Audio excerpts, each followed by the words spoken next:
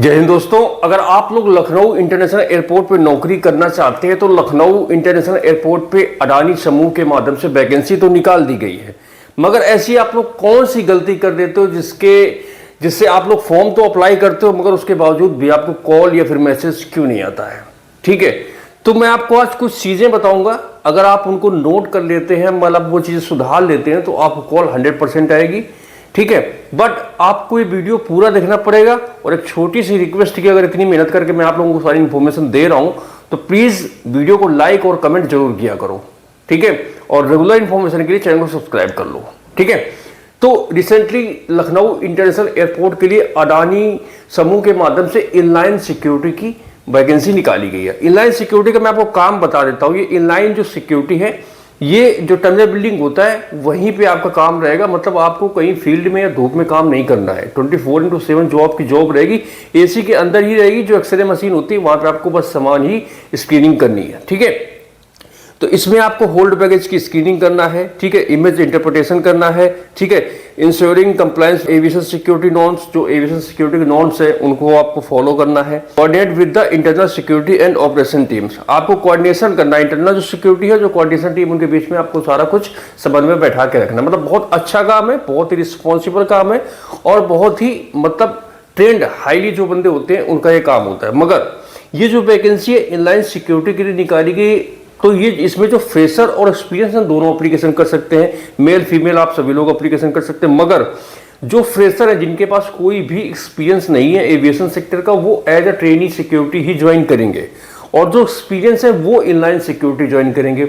अब trainee security और inline security में फर्क क्या है, मैं आपको ये समझा देता हूँ। जो ट्रेनी सिक्योरिटी होता है उसको पहले ये लोग प्रोविजन पीरियड या कॉन्ट्रैक्ट पीरियड में लेते हैं। ठीक है, इसमें आपका जो ट्रेनिंग्स होती हैं बेसिक एब्स्ट्रैक्ट स्कैनर, डीजीआर या फिर रेगुलेटेड एजेंट या इनलाइन की, ठीक है, ये सारी ट्रेनिंग जब तक आप पास नहीं करेंगे, जब तक आप लोग ट्रेनिंग सिक्योरिटी रहेंगे और आपकी सैलरी भी कम रहेगी।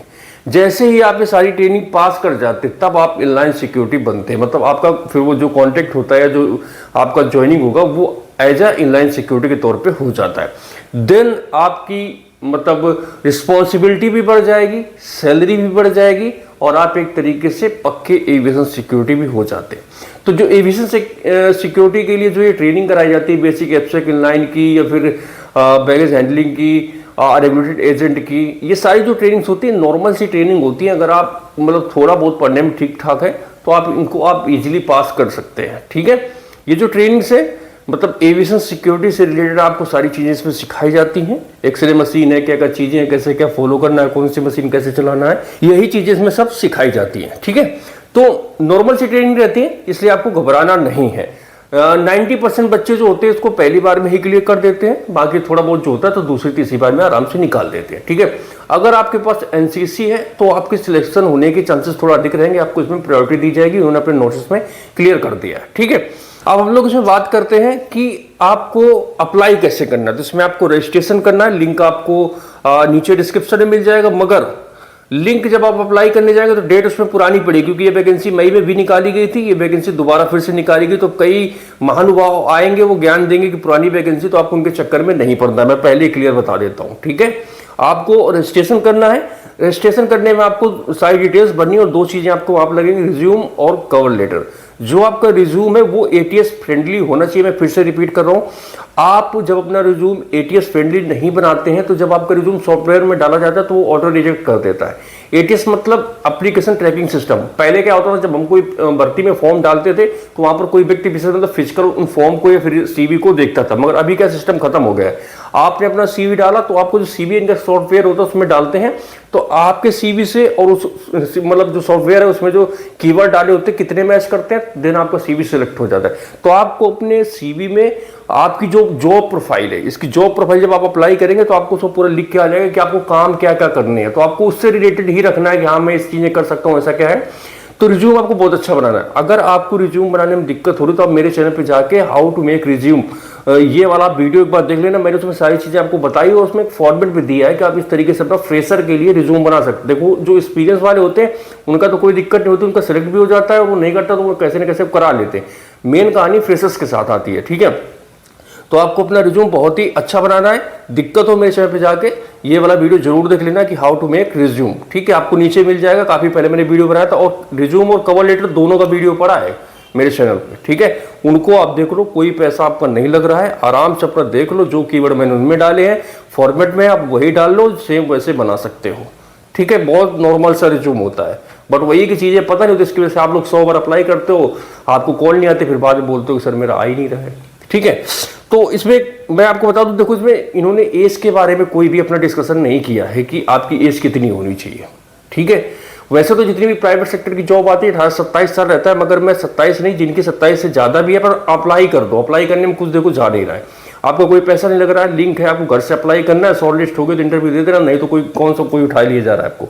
तो अप्लाई अपना कर दो, जिनकी एज 18 से 27 के बीच है या फिर उससे जो अधिक है वो भी अपना अप्लाई करो इसमें, क्योंकि उन्होंने एज का ऐसा कोई क्राइटेरिया नहीं दिया है, ठीक है। अप्लाई करो। एलिजिबिलिटी की बात करें तो इसमें आपका ग्रेजुएशन मैंडेटरी है, ठीक है। ग्रेजुएशन आपका होना मैंडेटरी है, तभी आप इसमें एलिजिबल है और अप्लाई कर पाएंगे, ठीक है। सैलरी की बात करता हूँ तो जब आप एज अ ट्रेनी सिक्योरिटी के तौर पे ज्वाइन करेंगे तब आपकी 18-20 हज़ार सैलरी रहेगी, मगर जैसे आप इनलाइन सिक्योरिटी के तौर पर ज्वाइन करेंगे तब 30+ सैलरी इसमें हो जाती है आराम से आफ्टर द ट्रेनिंग। तो आपको मेन मोटो होना चाहिए कि मुझे जॉब किसी ना किसी प्रकार से लेना है, ठीक है।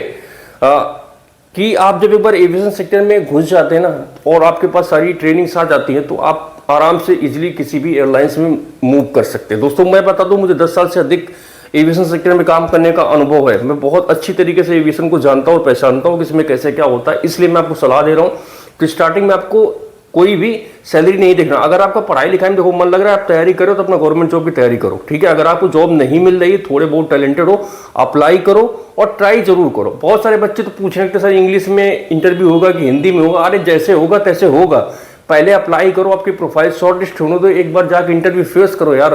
कौन सा तुम्हें कोई पकड़े घर बैठा लेगा? ऐसे तो तुम घूमते रहते हो लिए साइकिल और मोटरसाइकिल लिए घूमते रहते हो लड़कियों के पीछे, तो ये सब ठीक है, मगर इतना भी मत डरो कि बिल्कुल डर ही जाओ फिर किसी लाग न बचो। ये समझ लो जब मैंने एविएशन सेक्टर में इंटर किया था तो मैं तो गवर्नमेंट एयरलाइंस में मैंने अपना सिलेक्शन लिया था, तो मेरा उसमें था कि मतलब मेरा तो मुझे इंग्लिश वगैरह बिल्कुल भी नहीं आती थी। मैं भी हिंदी मीडियम यूपी बोर्ड का पढ़ा लिखा हूँ, कानपुर का रहने वाला हूँ, ठीक है। वहाँ से मैं जब गया था तो सब टकाटक इंग्लिश बोल रहे थे, मगर मैंने उनसे बात करी, कुछ चीज़ें समझ में आई। कई बार ये होता है कि सामने वाला बंदा भी आपसे प्रभावित हो जाता है कि आप उसको किस तरीके से डील करते हो, ठीक है। तो आपको डरना नहीं है, अप्लाई करो, प्रोफाइल शॉर्टलिस्ट होती है तो अपना इंटरव्यू दो, एक बार दो, 2 बार दो, कम से कम फेस करोगे तो डर खत्म होगा और आगे आपके जॉब के चांसेस थोड़ा बढ़ जाते हैं, ठीक है। एनसीसी वालों को स्पेशल छूट मिलेगी, मैंने आपको बता दिया है। स्किल्स में यही पूछ रहा है कि मतलब विलिंग टू, मतलब आप किसी भी शिफ्ट में काम करने के लिए रेडी हो, किसी भी इन्वायरमेंट में, किसी मौसम में, तो ठीक है ना। अब लखनऊ एयरपोर्ट है, इसमें बहुत लोगों का सपना होता है। ध्यान रहे इस जॉब में आपको कहीं पर भी कोई पैसा नहीं लगेगा, न स्टार्टिंग में न बाद में, कहीं पर भी नहीं लगेगा। इसलिए आपको किसी दलाल के चक्कर में नहीं पड़ना है, क्योंकि आजकल सारे दलाल बहुत भरे पड़े हैं, वो बस लूटने के चक्कर में किसी प्रकार लड़कों को लूट लें, खा लें, नोच लें, घसीट लें, ठीक है। तो आपको ऐसे लोगों से बच के रहना है। और एविएशन सेक्टर की नौकरी के लिए आप लोग मेरा चैनल सब्सक्राइब कर लें। मैं आपको बता रहा हूँ, मैं जितनी इन्फॉर्मेशन दूंगा बिल्कुल रियल होगी, सही गाइडेंस मैं आपको दूंगा, सब चीज़ मैं आपको बताऊंगा, ठीक है। इसलिए आप लोग अप्लाई करो। जब आपकी प्रोफाइल शॉर्ट लिस्ट हो जाए तो नीचे कमेंट करना, मैं आप लोगों को बताऊंगा कि इंटरव्यू कैसे क्लियर करना है। और सबसे अच्छी बात कि यार थोड़ा सपोर्ट करो यार, आप इतने बड़े बड़े मतलब लोग हैं यूट्यूबर, उनका सब लोग सपोर्ट करते हो, पता नहीं यार मेरे वीडियो में व्यू क्यों नहीं आते, क्या कुछ कमी है तो मुझे बताओ यार, मैं कभी भी दूर करूंगा, पर थोड़ा सपोर्ट करो यार, लाइक करो, कमेंट करो, कुछ बोलो, अच्छा बुरा कुछ तो बोलो यार, कुछ तो चीजें सुधरेंगी तभी। मैं सुबह शाम बे लगा रहता हूँ, तुम लोग भी अपना सुन के चले जाते हो, है ना।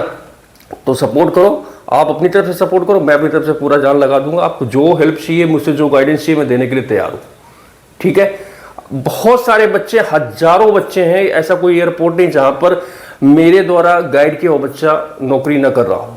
आपको भरोसा नहीं है तो एक बार आप मेरा यूट्यूब में जाइए और कम्युनिटी सेक्शन में, अब तो मैंने पोस्ट डालना बंद कर दिया क्योंकि उससे लोग निगेटिव कमेंट करने लगे थे लोगों के लिए। आप नीचे स्क्रॉल करना, हजारों बच्चों का सिलेक्शन का सारा पूरा डिटेल्स पड़ा हुआ है, कौन कौन बच्चा कौन से एयरपोर्ट में कैसे क्या काम कर रहा है, कौन सी पोजीशन में। ऐसी कोई एयरलाइंस नहीं है, ऐसा कोई एयरपोर्ट नहीं है जहां पर मेरे गाइड किया हुआ बच्चा नौकरी ना कर रहा हो, ठीक है। तो आप लोग डिमोटिवेट मत हो, जो चाहिए जैसे चाहिए सब मिलेगा, बट आप लोग सपोर्ट करो मेरा, मैं आप लोगों के लिए ऐसे दिन रात कर दूंगा, ठीक है। तो आज इस वीडियो को ये समाप्त करते हैं। बाकी इसका अप्लाई लिंक आपको इस वीडियो के नीचे डिस्क्रिप्शन में मिल जाएगा, तो आप उसके थ्रू अपना रजिस्ट्रेशन कर दीजिए, वेट कीजिए, आपकी प्रोफाइल शॉर्टलिस्ट होती है तो आपको ईमेल आ जाएगा, ईमेल के बाद आपको इंटरव्यू वगैरह लोकेशन डेट सारी उसमें पता चल जाएगी, ठीक है। तो ये चीजें मैंने आपको बता दी है।